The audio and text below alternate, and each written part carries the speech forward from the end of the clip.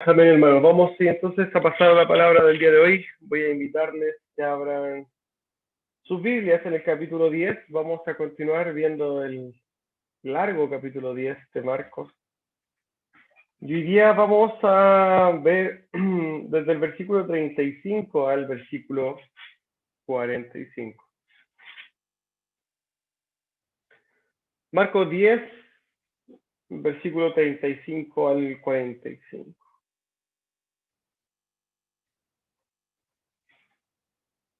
Dice así la palabra de nuestro Señor. Entonces Jacobo y Juan, hijos de Zebedeo, se le acercaron diciendo: Maestro, querríamos que nos hagas lo que pidiéramos. Él les dijo: ¿qué queréis que os haga? Ellos le dijeron: concédenos que en tu gloria nos sentemos el uno a tu derecha y el otro a tu izquierda. Entonces Jesús les dijo: no sabéis lo que pedís. ¿Podéis beber del vaso que yo bebo o ser bautizados con el bautismo con que yo soy bautizado? Ellos dijeron: podemos. Jesús les dijo: a la verdad, del vaso que yo bebo, beberéis, y con el bautismo con que yo soy bautizado, seréis bautizados. Pero el sentaros a mi derecha y a mi izquierda no es mío darlo, sino a aquellos para quienes está preparado. Cuando lo oyeron los 10, comenzaron a enojarse contra Jacobo y contra Juan. Mas Jesús, llamándolos, les dijo: sabéis que los que son tenidos por gobernantes de las naciones se enseñorean de ellas, y sus grandes ejercen sobre ellas potestad. Pero no será así entre vosotros, sino el que quiera hacerse grande entre vosotros será vuestro servidor. Y el que de vosotros quisiera ser el primero será siervo de todos. Porque el Hijo del Hombre no vino para ser servido, sino para servir, y para dar su vida en rescate por muchos. Vamos a hablar brevemente. Padre bendito, Padre celestial, en este momento nos disponemos, Señor, a escuchar, Señor, su palabra. Oramos para que a través de su Santo Espíritu podamos comprender la profundidad de las palabras expresadas en este texto y que puedan también condicionar positivamente nuestra vida, que podamos nosotros alinear nuestra forma de vivir con su voluntad revelada. Le damos gracias, amado Dios, por tener esta posibilidad, Señor, de poder libremente ser expuestos a su preciosa palabra. Le damos gracias en el nombre de Jesús. Amén. Como habíamos venido viendo Marcos 10, la semana pasada habíamos visto el tercer anuncio de la muerte de Cristo. Pero ahora nos encontramos con una particular petición, y es por eso que el sermón de hoy sí se titula Una petición egoísta. Y para poder ver un pasaje que es más o menos largo, vamos a irnos directamente al texto. Versículo 35 dice así la palabra de nuestro Señor. Entonces Jacobo y Juan, hijos de Zebedeo, se le acercaron a Cristo, diciendo: Maestro, querríamos que nos hagas lo que pidiéramos. Él les dijo: ¿qué queréis que os haga? Ellos le dijeron: concédenos que en tu gloria nos sentemos el uno a tu derecha y el otro a tu izquierda.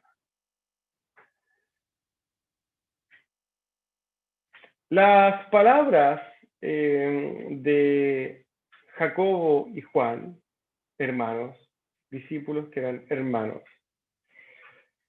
vienen a hacer un quiebre dentro del texto. La semana pasada, recordando lo que habíamos leído, habíamos dicho y habíamos visto cómo Jesús había profetizado, había anunciado su muerte. Pero había terminado con algo en particular muy llamativo, y era que en este tercer anuncio el Señor había hablado de su resurrección. Quizás esta aclaración de Cristo viene a ser la razón de la transición, del por qué se pasa de este anuncio de su muerte a una petición particular de los hermanos hijos de Zebedeo. Podríamos imaginar que después entonces del anuncio de la resurrección de Cristo, ellos imaginaban y ya creían y ya entendían que Cristo iba a estar entonces en un trono real, digamos, rodeado de servidores y al más puro estilo quizás físico o de lo que ellos entendían que era un reinado, ver un reino, ¿cierto? Y a sus séquitos sentados alrededor de ellos. Ellos pensaban quizás en sus mentes que el reinado de Cristo iba a ser muy similar. Si ellos hubieran pensado que efectivamente Cristo iba a estar sentado en ese trono, podríamos pensar también o podríamos decir que quizás la petición tiene un lado que es bueno. Y ese lado bueno es que efectivamente ellos creyeron en las palabras de Cristo. Ellos creyeron que Jesús iba a resucitar. Pero la verdad es que todo esto viene a ser solamente especulación. Nosotros vamos a ver en el texto y en el desarrollo del texto que finalmente la petición de Juan y Jacobo no tenía un buen fundamento. Por eso habíamos dicho que tenía un lado bueno, pero finalmente era una petición egoísta, tal como la habíamos puesto en el título. Estos hombres, Jacobo y Juan, de una manera muy egoísta, de una manera muy individualista, pensaban en el reinado de Cristo a modo de lo que ellos veían quizás o estaban acostumbrados a ver. Era muy normal dentro de los reinados ver al rey sentado y a su derecha y a su izquierda hombres, los dignatarios, los seres más importantes después del rey, sentado uno a cada lado. Y este es el lugar que ellos querían ocupar. Ellos querían dentro del reino de Dios estar en lo más alto y por tanto también ser dignos de gloria y honra. Ellos querían tener gloria y honra junto a Cristo. Y si bien nosotros podríamos comprender que los discípulos iban a tener un lugar especial quizás en el cielo, la verdad que en este momento la luz respecto de esa doctrina no se había dado, no había luz de esto hasta este momento. No había respaldo en las escrituras para decir que efectivamente los discípulos iban a tener algún lugar especial en el cielo. Aquí lo que se está mostrando es lo que había en el corazón de Juan y Jacobo. Ellos habían pedido de forma totalmente individualista. Ellos no le habían dicho, por favor, Señor, cuando tú estés en tu reino, pon a Simón o a Tomás en los lugares a tu derecha y a tu izquierda. Ellos querían ocupar ese lugar. Esto muestra la ambición de su corazón, su orgullo, su vanagloria. Ahora bien, esta es la pregunta que abre paso a este relato desde el versículo 35 en adelante. Pero lo que nos va a impresionar más durante el desarrollo ciertamente son las palabras de Cristo. Como siempre, Cristo tenía preparada una respuesta impresionante y algo que iría por un rumbo que nosotros nunca hubiéramos esperado. Jesús responde en el versículo 38. Jesús les dijo, no sabéis lo que pedís. ¿Podéis beber del vaso que yo bebo o ser bautizados con el bautismo con que yo soy bautizado? La verdad es que Jesús les recuerda inmediatamente algo que ellos habían totalmente olvidado. Y es que una petición de gloria significa una petición de sufrimiento. El único camino que lleva al cielo es el camino de la cruz. Y es por eso que Jesús les pregunta si es que efectivamente ellos pueden beber de la copa que Cristo bebería, o si pueden ser bautizados con el bautismo con el que Cristo sería bautizado. Y esto no es un sentido literal, porque no estaban haciendo un brindis y Jesús estaba a puertas de ser bautizado. Lo que el maestro está preguntando es si es que estaban dispuestos a participar de la misma experiencia que él participaría. Y nosotros sabemos cuál es esa experiencia. Jesús está haciendo referencia al terrible sufrimiento que tendría en el momento de su sacrificio. ¿Estarían dispuestos estos discípulos a ser partícipes de los sufrimientos de Cristo? ¿Estarían dispuestos a compartir quizás el sufrimiento de Cristo, ya sea por su nombre o por su causa? Esta es la pregunta que Jesús les hace. E inmediatamente ellos responden en el versículo 39. Ellos dijeron, podemos.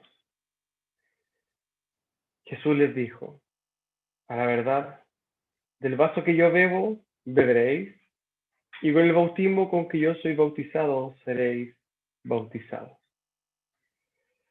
Si nosotros analizamos brevemente la respuesta de Jacobo y Juan, nosotros nos daremos cuenta que esta respuesta inmediata estaba llena de autoconfianza. Por la manera tan rápida y segura de contestar de ellos, podríamos pensar dos cosas. Primero, es que realmente ellos no entendían lo que esto significaba. Ellos no entendían el sentido quizás figurativo de las palabras de Jesús.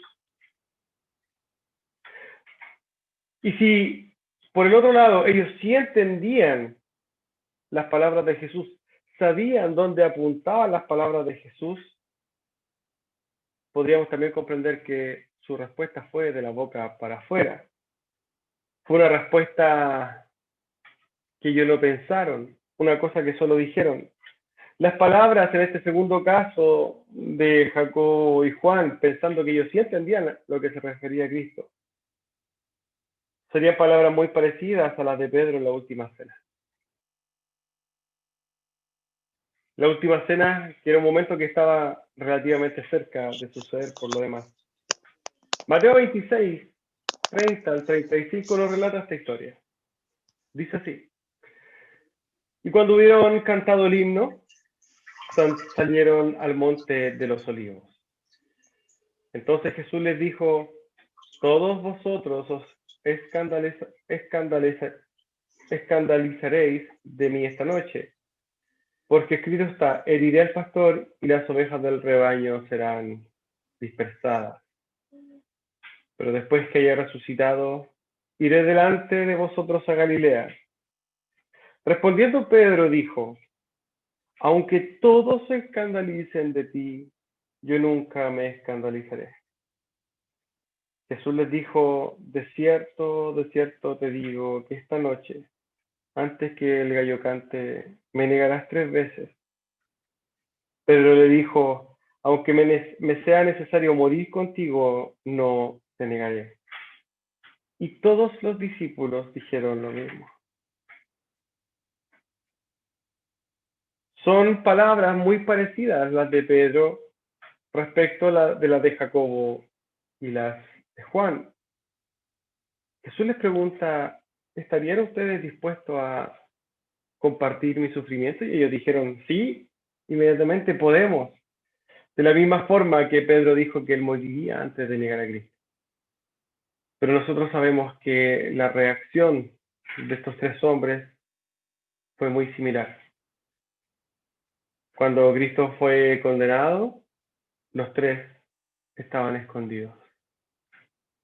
Y esto viene a quizás también llamarnos a nosotros. Muchas veces cuando nosotros de la boca para afuera decimos, no, nosotros haríamos todo por la causa de Cristo. ¿Estaríamos dispuestos a servir? Sí. Es muy común ver en la iglesia cantar "Heme aquí", todos levantando la mano, pero al siguiente día no son capaces ni de hacer el aseo en la iglesia.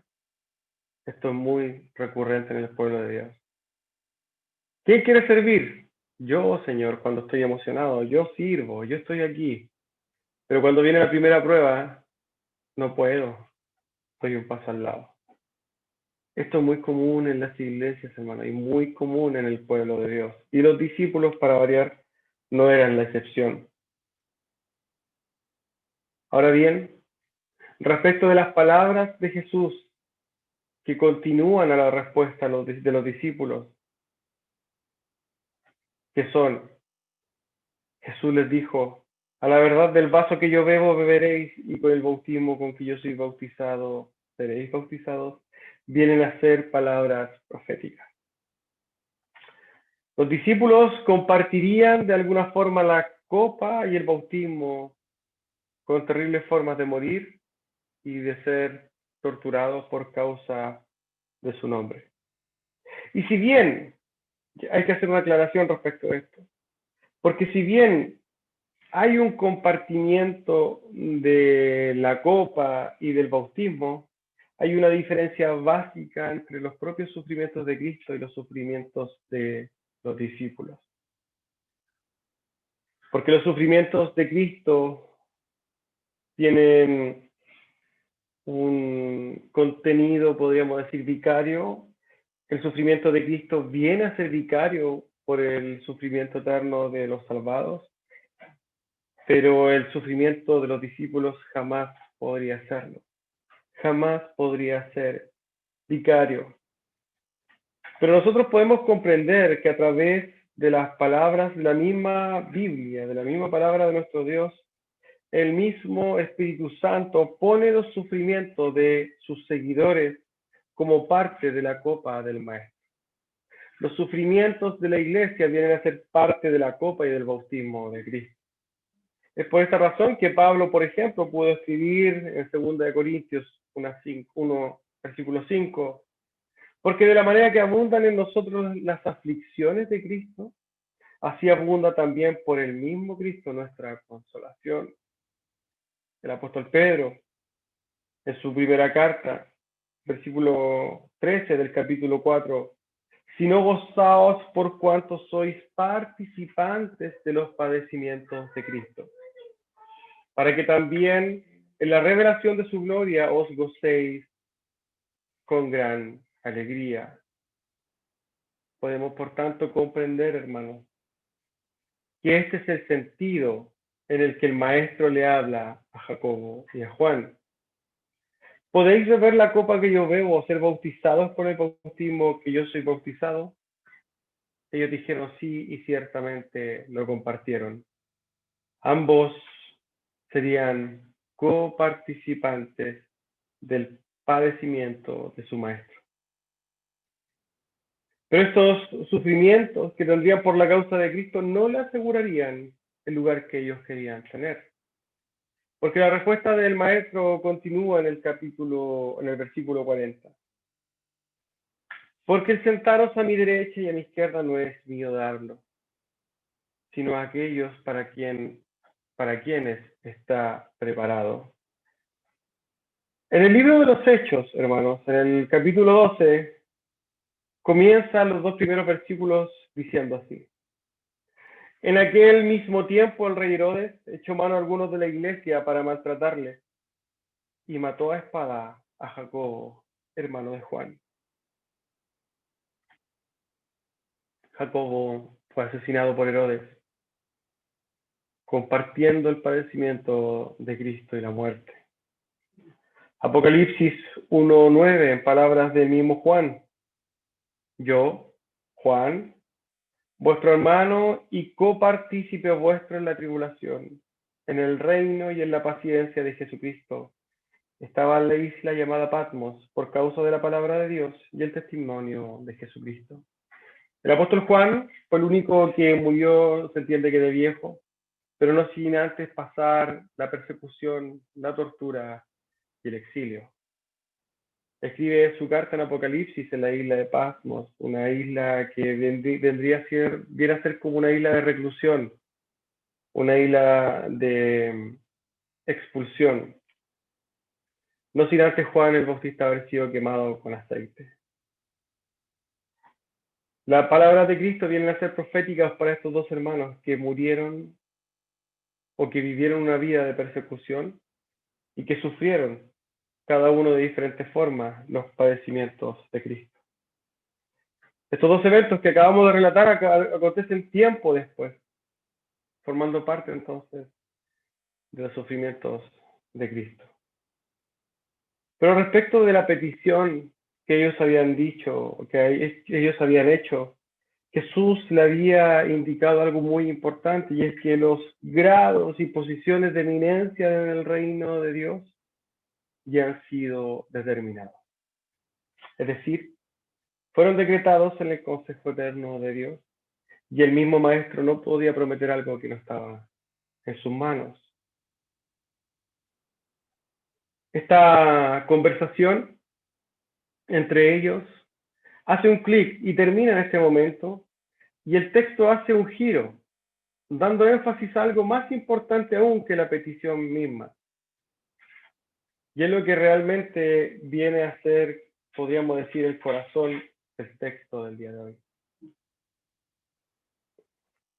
Versículo 41. Cuando lo oyeron los otros 10 discípulos, comenzaron a enojarse contra Jacob y contra Juan. Hasta el momento sabemos que la conversación había sido entre tres personas, Cristo, Jacobo y Juan. Pero en el versículo 41 el autor da un giro hacia los discípulos. Hasta el momento los discípulos eran solo oyentes. Y estos versículos relatan entonces la reacción de los otros 10. ¿Cómo reaccionaron los otros 10 al escuchar esta conversación? Se enojaron, se indignaron. Quizás ellos pensaron que Jacobo y Juan estaban solicitando esta posición de preeminencia, estaban quizás maquinando contra ellos, estaban haciendo una especie de complot contra los otros 10. Pero lo que vemos en este pasaje, hermanos, es que la carnalidad de los 12 sale a flote.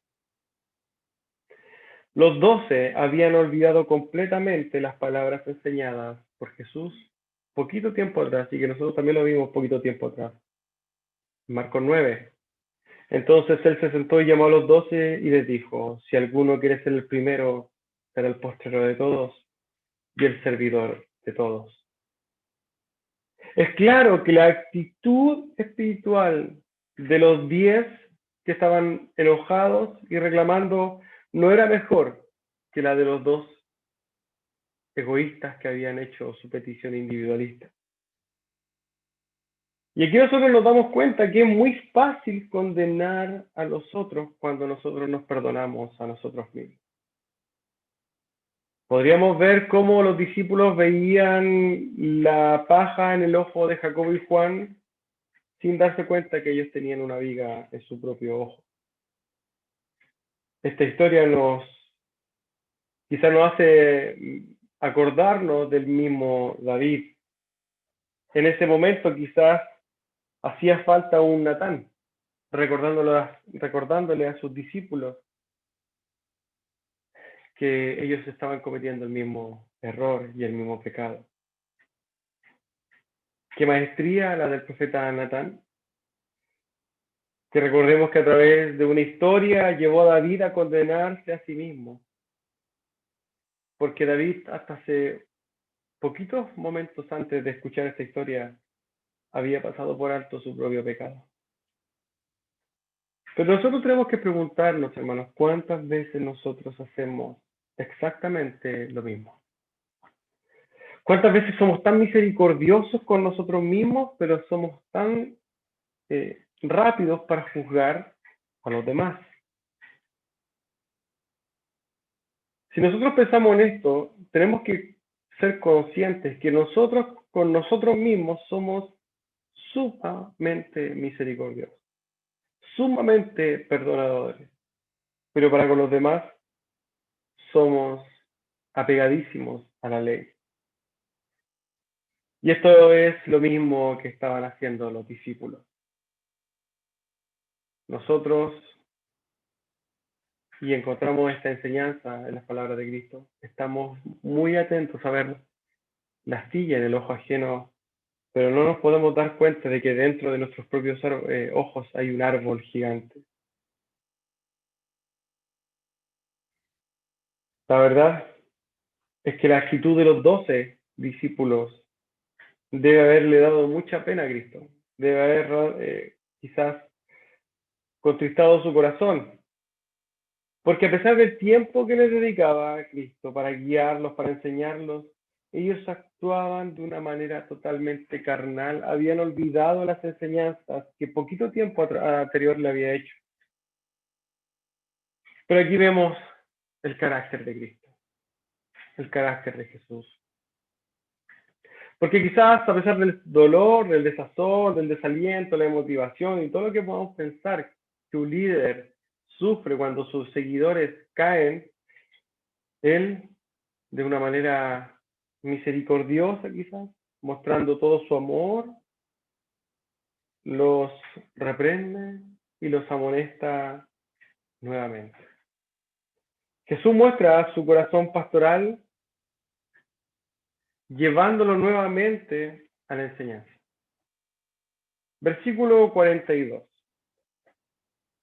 Mas Jesús, llamándolos, les dijo: ¿sabéis que los que son tenidos por gobernantes de las naciones se enseñorean de ellas, y sus grandes ejercen sobre ellas potestad?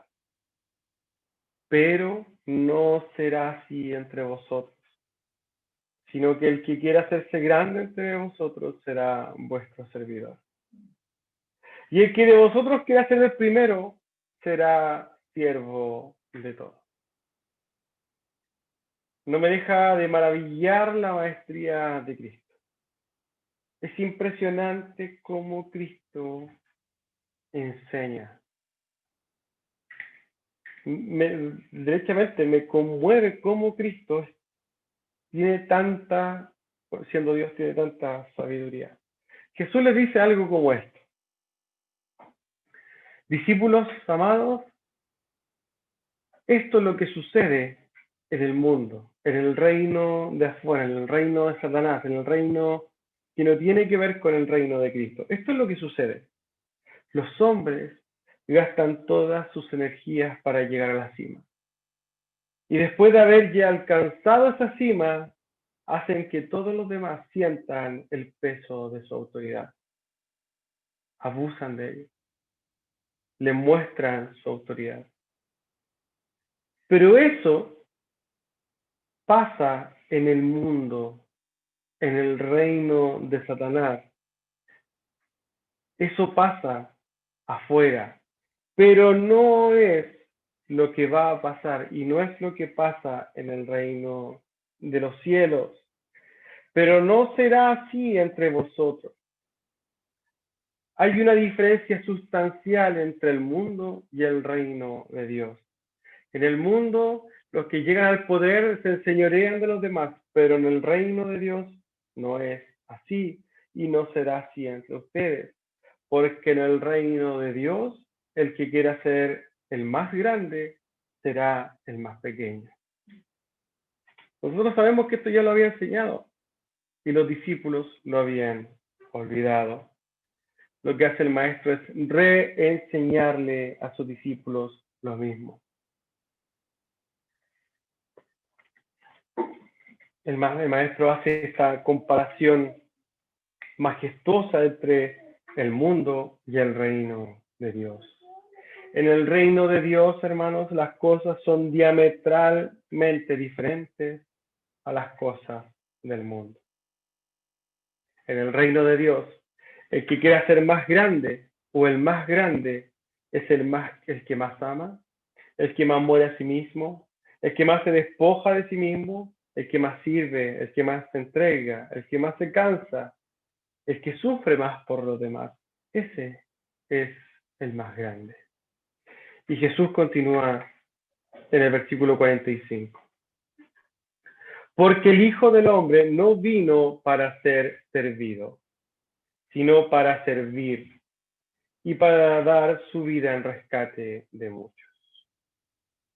Jesús acaba de hacer esta aclaración respecto de quién es el más grande. Y como buen maestro pone un ejemplo. Y esto es lo que hace el maestro en el versículo 45. Jesús magistralmente se pone a sí mismo como ejemplo vivo. Jesús, toda su vida, hermanos, no lo enseñó solamente de palabras, sino que este mismo servicio, esta misma forma de ser el más grande, lo selló con su propia sangre. La expresión más grande de grandeza es la desplegada por Jesús en su ministerio terrenal. Desde hacerse hombre y enseñar hasta morir vicariamente por nosotros. Y nosotros los creyentes debemos vivir motivados por este ejemplo. Debemos vivir mirando a Cristo como ejemplo. Ahora bien, tratemos de comprender en mayor profundidad lo que Jesús está tratando de plasmar en el versículo 45. Porque Jesús habla de sí mismo en tercera persona. Jesús dice, porque el Hijo del Hombre. Jesús no por casualidad habla del Hijo del Hombre de esta manera. Jesús lo hace con un énfasis especial. El Hijo del Hombre hace referencia al cumplimiento de las profecías en Daniel. Daniel capítulo 7, dice así en el versículo 13 y 14. Miraba yo en la visión de la noche, y he aquí en las nubes del cielo venía uno como un hijo de hombre, que vino hasta el anciano de días y le hicieron acercarse delante de él, y le fue dado dominio, gloria y reino, para que todos los pueblos, naciones y lenguas le sirvieran. Su dominio es dominio eterno, que nunca pasará, y su reino uno que no será destruido. Jesús, cuando hace referencia a sí mismo como el Hijo del Hombre, está haciendo que se den cuenta de que este Hijo de Hombre es alguien que en sí mismo tiene un poder y autoridad eterna, que es digno de gloria, que es digno de honra, que es el ser con mayor autoridad, el ser que es digno de ser alabado y ser servido, un ser que no necesita absolutamente nada, un ser que por el contrario es digno de recibir toda adoración. Y es por eso que Jesús, hablando de este servicio y de la humillación, utiliza esta palabra respecto del Hijo del Hombre, haciendo entender que este Hijo del Hombre, que es el que está por encima de todos, no vino a ser servido. Podemos comprender que como Jesús está hablando, está diciendo algo como esto. Haya pues en vosotros el mismo sentir que hubo en Cristo Jesús, el cual, siendo forma de Dios, no estimó el ser igual a Dios como cosa que aferrarse, sino que se despojó a sí mismo tomando forma de siervo, hecho semejante a los hombres, y estando en la condición de hombre, subió a sí mismo, haciéndose obediente hasta la muerte y muerte de cruz. Siendo Dios mismo, digno de toda gloria, digno de toda la honra y todo loor, vino a la tierra, y no para ser aplaudido, ni mucho menos exaltado, sino que vino para servir, y vino para dar su rescate, su vida en rescate de muchos. Estos muchos de su iglesia. Cuando hablamos de muchos, no vino el rescate de todos. Este texto también sirve para dejar por fuera la doctrina del universalismo, esto de que todos somos salvos. Él vino a dar su vida en rescate de muchos, de un grupo. Estos muchos son su iglesia. Pero en el texto, y quizá en el corazón del texto, lo que está hablando Jesús es del servicio. ¿Qué mayor ejemplo, hermanos? Si Dios mismo vino a servir, ¿cuánto más deberíamos hacerlo nosotros? Si Dios no estimó ser Dios como cosa a que aferrarse, ¿por qué nosotros sí nos tenemos en tanta estima? Estas son preguntas que son importantes hacerlas el día de hoy, hablando del servicio y hablando de esta grandeza que da el Señor, siendo el último.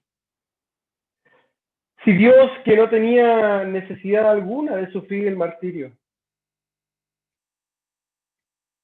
bajó a la tierra y dio su vida por nosotros, ¿por qué nosotros no somos ni siquiera capaces de salir de nuestra comodidad? ¿No podemos ver el ejemplo de Cristo y seguirlo, hermano? Si nosotros miráramos a nuestras propias vidas, estaríamos, y este es un autoanálisis que lo llamo a hacerse, ¿está conforme con su entrega para la causa de Cristo? ¿Es suficiente su servicio? ¿Acaso no estamos ciegos nosotros a nuestro propio orgullo y a nuestra propia pereza, a nuestra comodidad? El Hijo del Hombre, el ser que es digno de toda gloria, el cual tiene todo dominio y toda potestad por sobre todas las cosas, se humilló a sí mismo y vino a servir.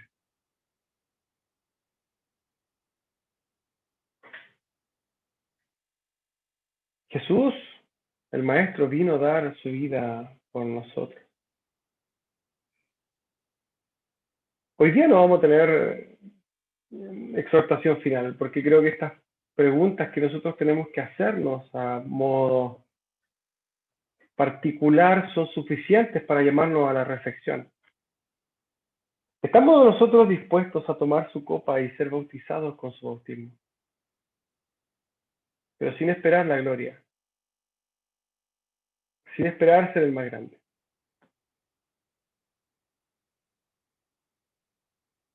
Es necesario que la Iglesia se pregunte hoy día respecto a este texto.